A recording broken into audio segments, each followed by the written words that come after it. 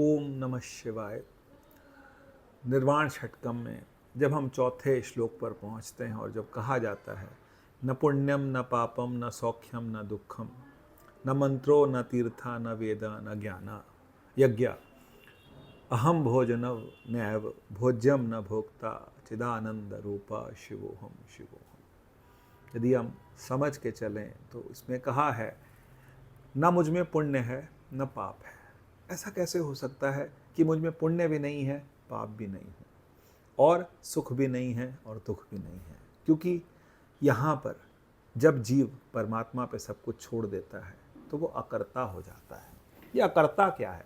अकर्ता का मतलब वो स्वयं को कर्ता नहीं मानता, क्योंकि परमात्मा ही स्वयं सब कुछ करा रहा है, वही अधिष्ठान है इस जगत का। और जब वो उसको हम पूर्णतः अधिष्ठान मान लेते हैं और जब उस अधिष्ठान के आश्रित हम हो जाते हैं और उसी के जो मार्गदर्शन होते हैं उन पर चलते हैं, तो फिर ना हमारा कोई पुण्य होता है ना हमारा कोई पाप होता है। हम हमारे पुण्य और पाप दोनों ही उस परमात्मा में तिरोहित हो जाते हैं, उस परमात्मा में चले जाते हैं। गीता में बहुत सुंदर लिखा है, ब्रह्मार्पणम ब्रह्मर्वे ब्रह्म हविर ब्रह्म अग्नो ब्रह्मणाहुतम ब्रह्मैव तेन गंतव्यो ब्रह्म कर्म समाधिना। इसका मतलब जो ब्रह्म है उसमें सब कुछ समर्पित है। सब कुछ समर्पित है तो फिर कोई पुण्य नहीं है, कोई पाप नहीं है। वो कहते हैं आहुति भी ब्रह्म है और अग्नि भी ब्रह्म है।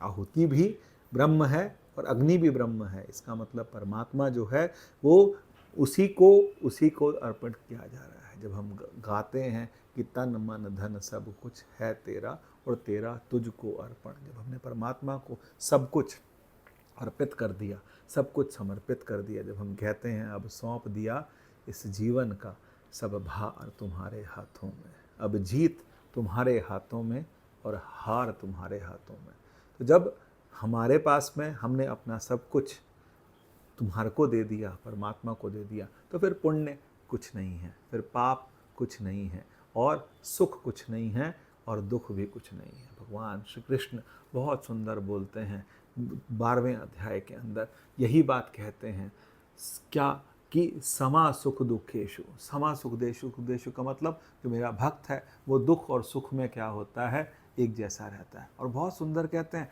तुल्य निंदा स्तुतिर्मौनी संतुष्टो ये न केनचित अनिकेता स्थिर मतिर भक्तिर मान में प्रियो नरा। वो कहते हैं वो नर, वो व्यक्ति, वो भक्त मुझे बहुत प्रिय है जो तुल्य रहे। तुल्य किसमें? निंदा में, स्तुति में, पुण्य में, पाप में, सुख में और दुख में, हर जगह सम है।